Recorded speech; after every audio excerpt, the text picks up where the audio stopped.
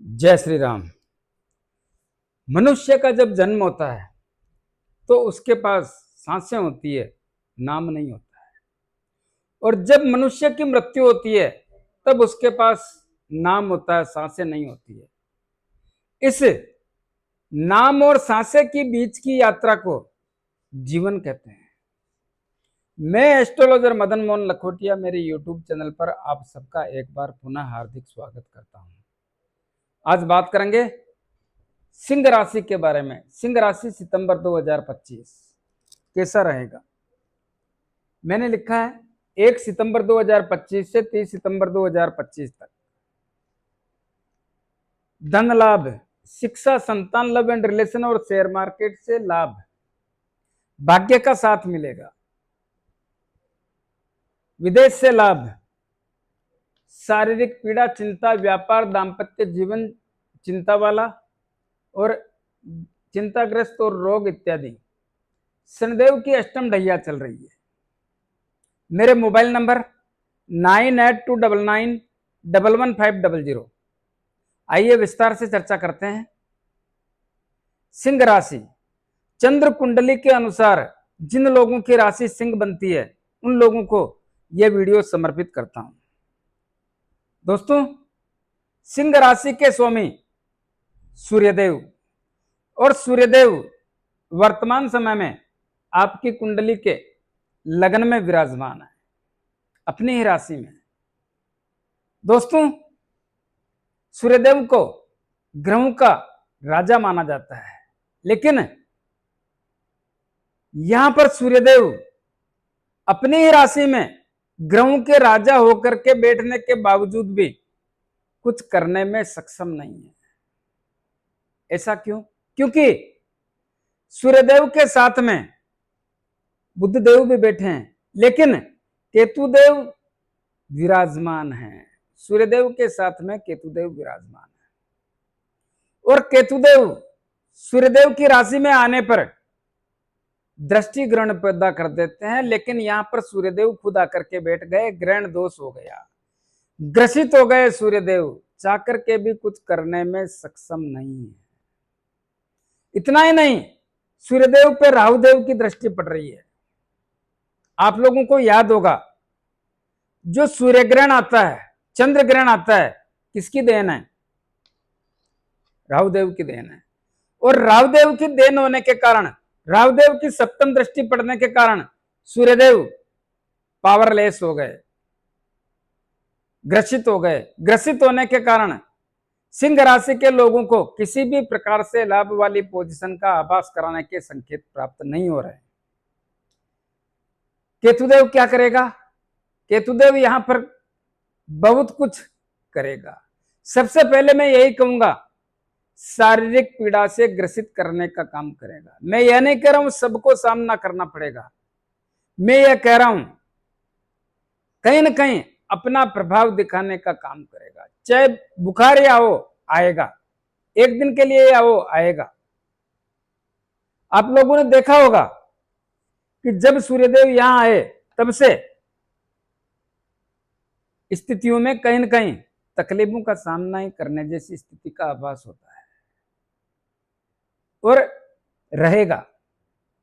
क्या क्या हो सकता है? शारीरिक पीड़ा, मान सम्मान प्रतिष्ठा में कमी, सोचने समझने की स्थितियां कमजोर, निर्णय लेने में सक्षम ना होना, मानसिक तनाव, बात बात पे गुस्सा आना, क्रोध जैसी स्थितियां पैदा होना, कुछ करने का मन ना करना, मन में एक घबराहट और चिड़चिड़ापन होना, ऐसी स्थितियों का आभास होता है, और यह रहेगा।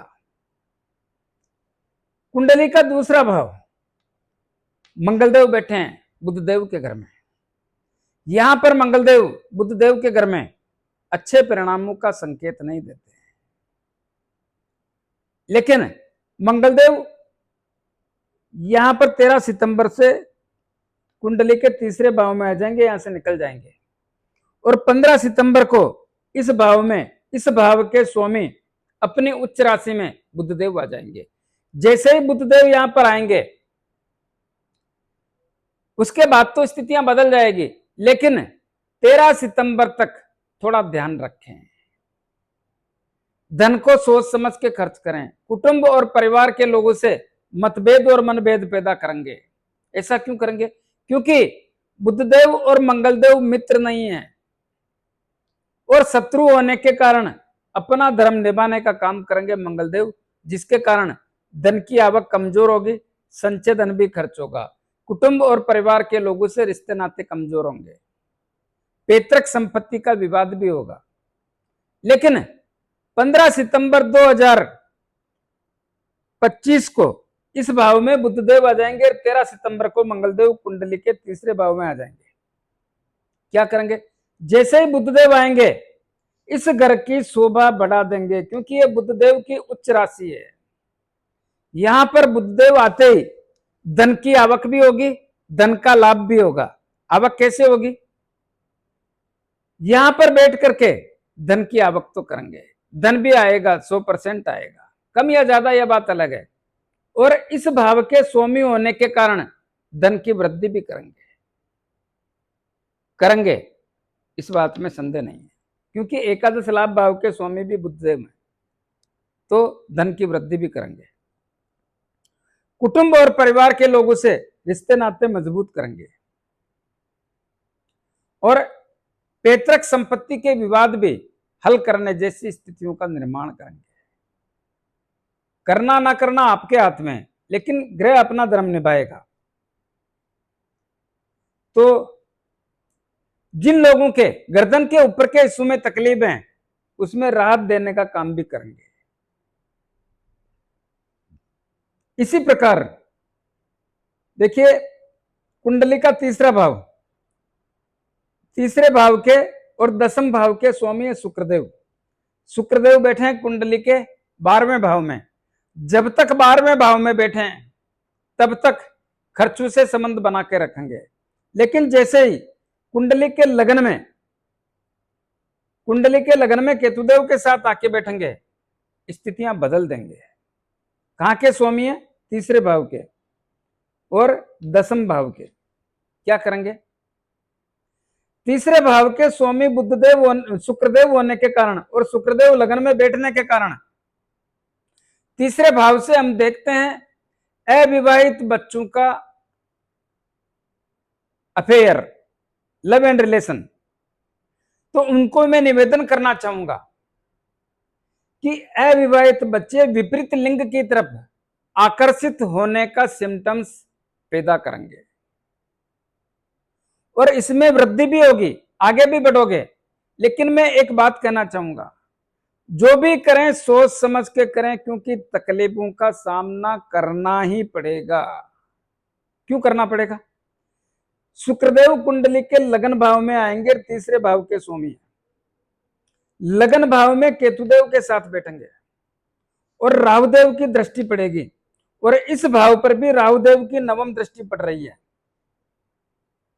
राहुदेव और केतुदेव मिलकर के आपको विपरीत लिंग की तरफ आकर्षित करने का प्रयास करेंगे और करेंगे, इसमें संदेह नहीं है।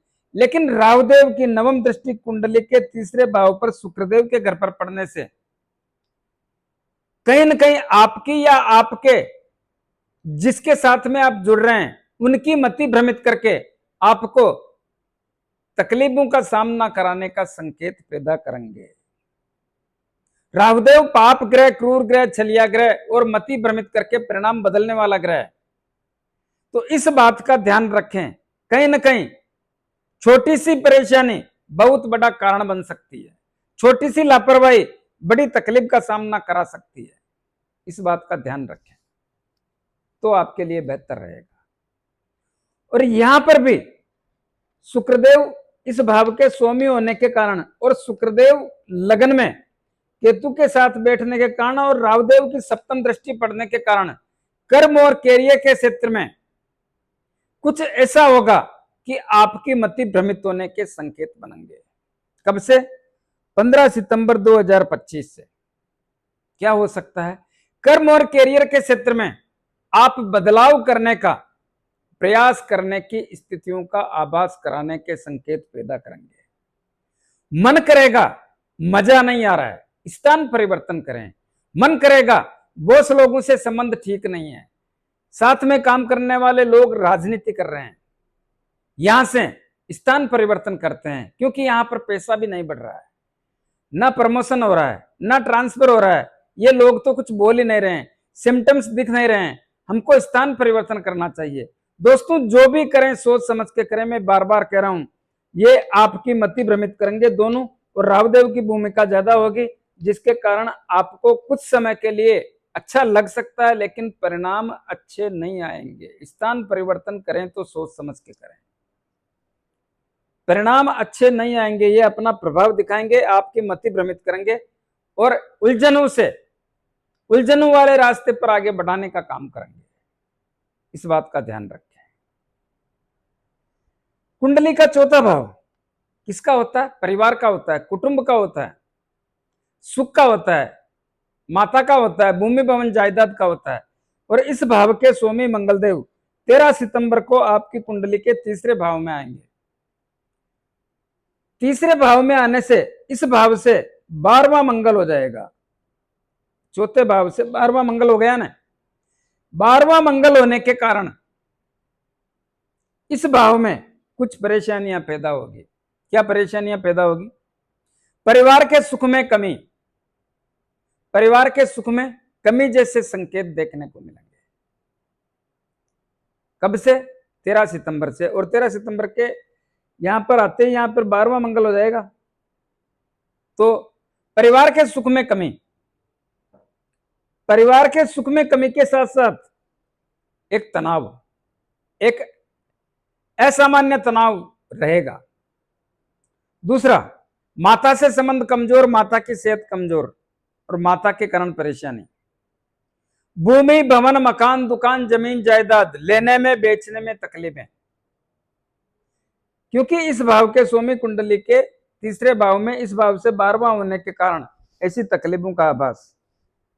और वाहन सुख की प्राप्ति में भी तकलीफ, लेकिन याद रखें ग्रह क्लेश पैदा ना होने दें, इसका विशेष रूप से ध्यान रखें। मंगलदेव यहां पर आएंगे, यहां पर आकर के बैठेंगे, तब इनकी सप्तम दृष्टि आपकी कुंडली के भाग्य भाव पर, अपने घर पर पड़ेगी। अपने घर पर दृष्टि पड़ने के कारण मंगलदेव आपके भाग्य को मजबूत करेंगे। भाग्य से जो रुके हुए काम है उनको करने का प्रयास करेंगे। आपको भी प्रयास करना चाहिए। नए कार्यों के लिए भी आपको प्रेरित करेंगे। भाग्य से लक्ष्य प्राप्ति की ओर आगे बढ़ाने का सिम्टम्स पैदा करेंगे। तो इस बात का विशेष रूप से ध्यान रखें। इतना ही नहीं, मंगलदेव की यहां पर आकर के बैठने से 1 2 3 4 चौथी दृष्टि कुंडली के छठे भाव पर पड़ेगी। मंगलदेव की उच्च राशि है, इस भाव पर पड़ेगी। दोस्तों कुछ कंफ्यूजन वाली स्थिति पैदा होगी। छठा भाव किसका होता है? ऋण रोग शत्रु भय पुलिस केस अदालती मामले, मन में भय लगना, षड्यंत्रकारी लोगों का शिकार होना। तो यहां पर कंफ्यूजन वाली स्थिति पैदा होगी। क्यों होगी? इस भाव के स्वामी शनिदेव कुंडली के छठे भाव में बैठे हैं और इस भाव के स्वामी छठे भाव के स्वामी कुंडली के अष्टम भाव में बैठे हैं। मैंने लिखा है शनिदेव की अष्टम ढैया चल रही है, अष्टम भाव में बैठे हैं। अष्टम भाव ठीक नहीं होता है। शनिदेव छठे सातवें भाव के स्वामी और अष्टम भाव में बैठे हैं और यहां पर मंगलदेव की दृष्टि पड़ेगी और यहां पर बैठ करके 1 2 3 4 5 6 षडाष्टक योग हो जाएगा शनिदेव और मंगलदेव के। कंफ्यूजन वाली स्थिति पैदा हो जाएगी, क्योंकि इस भाव के ओरिजिनल स्वामी तो शनिदेव में और वो अष्टम ढैया में बैठे हैं। तो याद रहे, इस समय में किसी के विश्वास में ना आए, भूल करके भी पैसा उधार ना दें। पैसा उधार दे दिया तो इस समय में दिया हुआ पैसा जरूरी नहीं है कि वापस आए। सोच समझ के काम करें तो आपके लिए बेहतर रहेगा। रोगों पर पैसा खर्च होता रहेगा, रोगों पर तो पैसा खर्च करना ही पड़ेगा। शत्रुओं का षड्यंत्र का ध्यान रखें तो ठीक रहेगा। षड्यंत्र कर सकते हैं लोग, शत्रुओं का ध्यान रखें। और पुलिस केस, इनसे भी बच के रहें, बच के ही रहें। अदालती मामले सोच समझ के काम करें इस मामले में, क्योंकि षडाष्टक योग में रहेंगे दोनों तो थोड़ी तकलीफ रहेगी। सावधानी रखने का निवेदन करना चाहूंगा।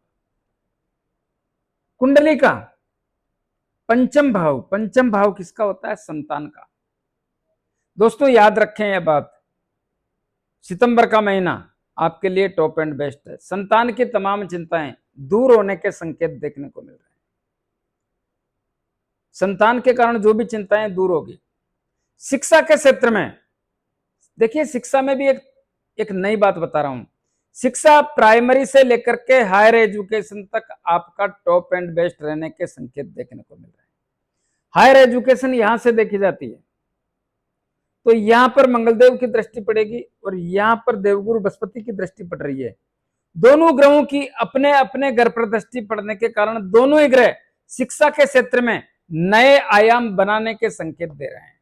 इसीलिए शिक्षा के क्षेत्र में जितना प्रयास करोगे उन्नति के अवसर देखने को मिलेंगे। जिनको संतान चाहिए उनके लिए भी बहुत अच्छे रिजल्ट की संभावना प्रकट कर रहा हूं, क्योंकि इस भाव के स्वामी स्वयं देवगुरु बृहस्पति इस भाव को देख रहे हैं, तो वो तो आपकी मुराद पूरी करेंगे ना। लव एंड रिलेशन की स्थितियां बहुत अच्छी है, अच्छी नहीं बहुत अच्छी है। पहले सिंगल के लिए बोला, ध्यान रहे, ये सिंगल वाला नहीं है। लव एंड रिलेशन की स्थितियां बहुत बढ़िया है, बढ़िया है।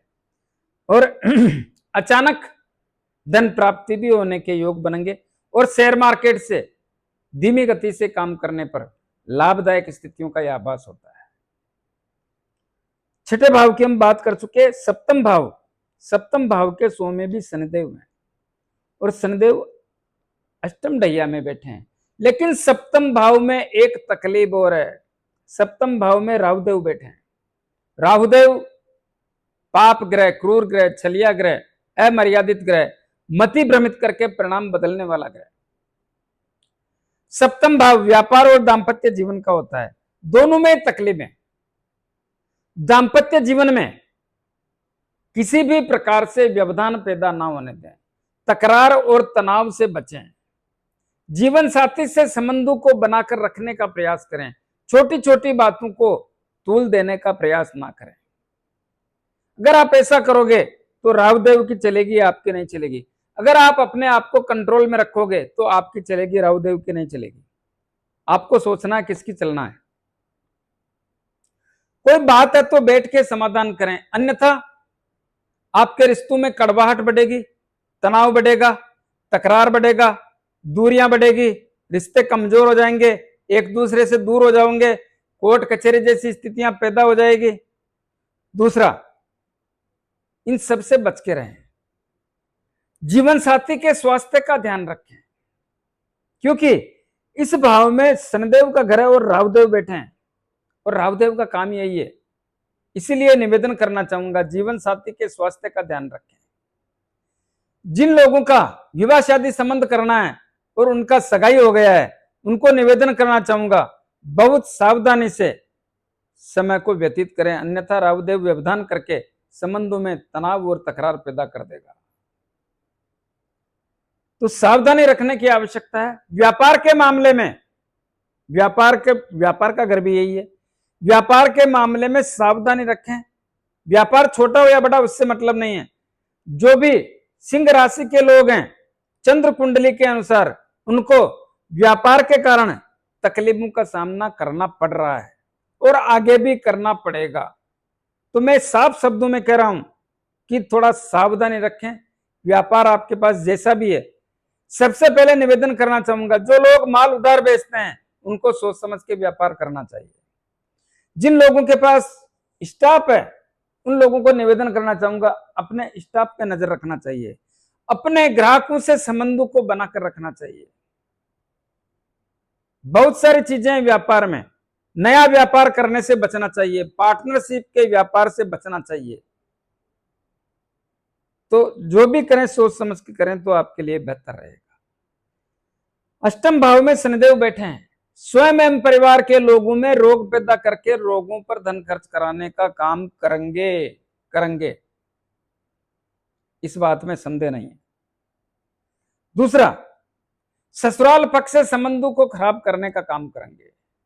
जुआ सट्टा लॉटरी खेलने से बचें तो बढ़िया रहेगा, वरना बर्बाद कर देगा शनिदेव।